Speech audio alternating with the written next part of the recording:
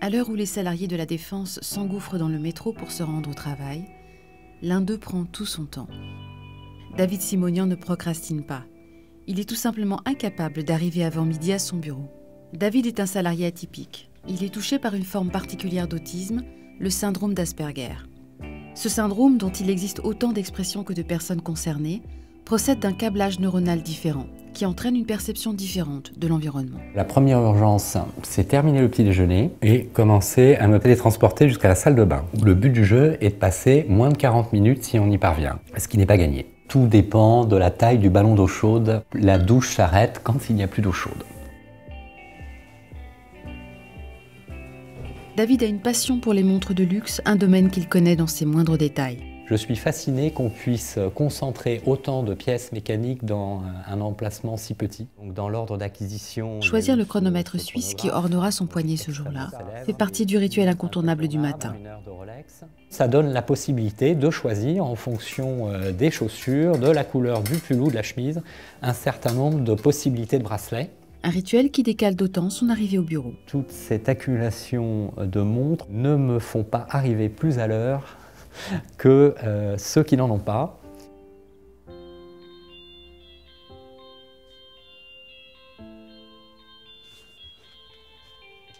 Ces horaires atypiques ne l'empêchent pas d'occuper un poste de cadre. David est contrôleur de gestion au siège d'Orano. J'ai réussi l'exploit d'arriver avec 1 heure de retard à mon entretien de recrutement. C'est incroyable. Les rares fois où je l'ai eu à assumer les réunions à 8 heures le matin, c'est juste catastrophique. Toute nouveauté, toute contrainte technique ou pratique associée à une situation stressante prend une proportion absolument dramatique. Le pire qui m'est arrivé, c'est d'arriver en retard à une réunion et de rester 2 heures derrière la porte à essayer d'écouter ce qui se dit dans la réunion. À aucun moment dans les 2 heures, j'ai été capable émotionnellement de frapper à une porte et de rentrer en réunion en retard. Le bac+5 qui ne sait pas frapper à une porte. C'est plutôt marrant comme situation. J'ai une difficulté à regarder les gens dans les yeux. Je ne regarde dans les yeux que les personnes avec lesquelles je travaille au quotidien. Il y a une hypersensibilité au bruit et une difficulté à se concentrer sur les bruits qui nous intéressent. Donc au-delà de 3-4 personnes, il devient très compliqué en fait de suivre la conversation. Parce qu'en même temps qu'on écoute l'interlocuteur, on écoute les clics sur téléphone ou sur ordinateur, les vibreurs, les téléphones portables des uns et des autres, et donc c'est catastrophique. Pour nous, le téléphone, c'est l'ennemi au quotidien. Le problème est résolu car je ne travaille que par mail. David compense ses matinées tardives par des horaires décalés. Le soir, les bureaux sont vides et les stimulations sensorielles moins envahissantes.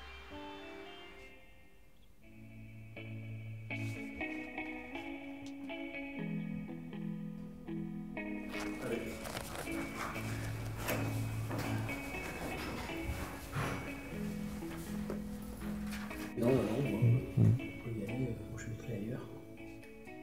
Mais alors du coup, si vous enlevez ça du budget, vous faites... Je ne sais pas, c'est un peu gros, c'est-à-dire que c'est un sous-titre par rapport au... Dans la continuité, il faut évidemment qu'on ne me refacture rien sur ce... Oui, non, c'est bon. Présenté comme ça, il n'y a pas d'ambiguïté. Le plomb, c'est-à-dire qu'on a fait le calcul pour vous. Non, ça rapporte combien? Le truc temporaire. Puis il y a une autre facilité qui est très importante, parce que je manipule dans mon métier énormément de chiffres. On a un niveau de précision qui est sans doute au-delà de la moyenne, parce que je pense que peu de gens ont autant peur que nous de se tromper. J'ai toujours rempli mes objectifs. Il y a quand même un niveau de volonté et de compétence à certains égards qui est sans doute un peu au-dessus de la moyenne. Ce schéma de pensée que j'appellerais presque algorithmique, ce côté un peu puce d'ordinateur, fait qu'on peut aller très vite, très fort, sans se tromper, comme on peut aller très très lentement sur d'autres sujets. Donc oui, je commets très peu d'erreurs. David a un fonctionnement cognitif qui est différent. Il est extrêmement brillant et pointu, et à lui seul, il peut représenter un service. Maintenant, comme tous les autistes Asperger, il a des difficultés dans la gestion de ses émotions. Même si David est entouré dans l'entreprise de collègues, il est extrêmement sociable en fait. C'est là justement où ça devient très compliqué en entreprise parce que les personnes qui sont porteuses de ce syndrome justement peuvent parfois faire illusion. Du coup, le syndrome d'Asperger fait que parfois la personne peut se sentir totalement isolée et avoir un mal-être, mais qui ne va pas forcément être perçu Et la personne peut elle-même du coup se mettre en retrait. L'autisme s'exprime essentiellement dans des difficultés à gérer la communication sociale, qui repose sur des messages non verbaux pour eux très difficiles à décoder. Au sein d'Orano, David a su s'entourer d'une poignée de collègues complices sur qui il peut compter pour décoder les messages sociaux trop implicites et retrouver des repères dans des circonstances déstabilisantes. Ces très proches collaborateurs ou amis me permettent à l'intérieur de l'organisation de me repérer plus facilement.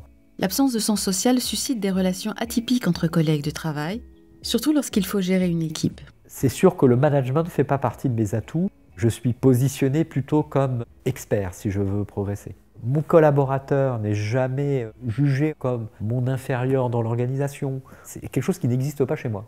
On écrabouille un peu le système. Mes N-1 sont mes N+1 organisationnels. On est incapable de manipulation, mais ça marche dans les deux sens. C'est-à-dire qu'on n'aura jamais certains comportements pour préserver notre poste ou, entre guillemets, faciliter notre avancement ou notre carrière.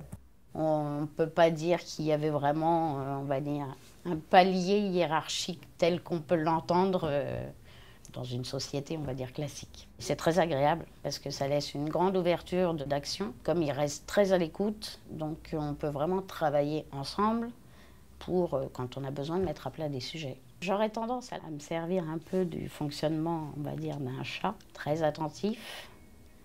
C'est à la recherche de beaucoup d'attention et ça s'est bien retombé sur ses pattes. David a pu s'épanouir dans l'entreprise grâce à la relation exceptionnelle qu'il entretient avec Michaela Simpson. La présence d'un tuteur dans l'entreprise est le secret des insertions professionnelles réussies des personnalités atypiques.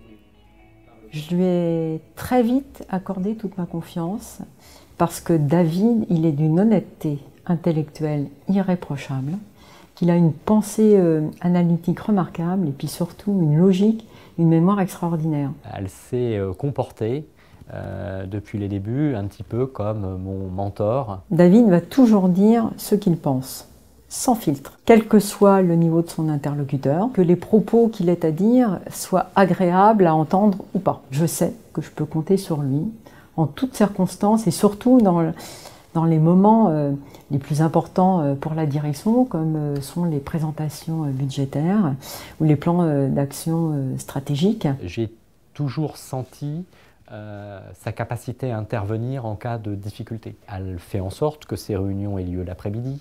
C'est un détail mais qui n'est pas anodin. Que les réunions ne mobilisent pas trop de personnes. Elle n'invite que les participants absolument indispensables. Et en plus, ces arguments vont être à la fois pertinents et convaincants. Elle n'a jamais cessé de m'apporter des conseils sur la manière de me comporter, de communiquer en interne, de présenter mes dossiers. Comme il est très persévérant et perfectionniste, je dois dire que toutes ces présentations, ces analyses et ces synthèses financières, elles vont être justes. Ces interventions sont toujours appréciées. On a trouvé une harmonie dans notre manière de travailler qui ne me confronte jamais à la problématique du handicap. Elle est d'un très haut niveau d'exigence, mais elle a toujours su faire évoluer mes process sans jamais me mettre en défaut. Et ça, c'est extrêmement précieux. On n'est pas dans une classification entre ce qui est normal et ce qui n'est pas normal. On est dans la complémentarité. Chacun, en fait, connaît les limites de l'autre. Au niveau des performances, on va utiliser, en fait, le meilleur de chacun pour pouvoir arriver à un fonctionnement positif qui fasse qu'on va dans le même sens. Et finalement, ça se passe très bien. Il est plus rapide, mais surtout, pour moi, il est très méticuleux. Je n'ai jamais été mise en difficulté depuis 10 ans. Je pense qu'à certains moments, elle a même pu s'appuyer sur moi pour faire passer un certain nombre de choses auprès d'autres collaborateurs. On a confiance l'un en l'autre, tout simplement. Avant d'intégrer Areva, David avait monté sa propre entreprise en gestion de patrimoine. Malgré le succès et des revenus très confortables, la difficulté à gérer l'aspect social de son métier l'a conduit au burn-out. S'en est suivi 7 ans d'inactivité. Bien que tardif, le diagnostic a été pour David une véritable renaissance. Connaître son handicap, comprendre son propre mode de fonctionnement lui a donné les moyens de le gérer et d'apaiser sa relation aux autres. Un vrai soulagement parce que j'ai toujours senti David et j'ai toujours entendu David nous dire qu'il était autiste. Et personne n'avait bien voulu lui dire oui, tu es bien autiste. Donc en fait, il y avait une négation de ce qu'il ressentait et ça a été quelque chose de très douloureux pour lui. C'est surtout le soulagement de David qui a été quelque chose d'extraordinaire. Ça cette reconnaissance enfin qui permettait de passer à autre chose et de rentrer dans sa propre vie à lui. David a pu revenir avec succès dans le monde du travail grâce à la reconnaissance de son handicap.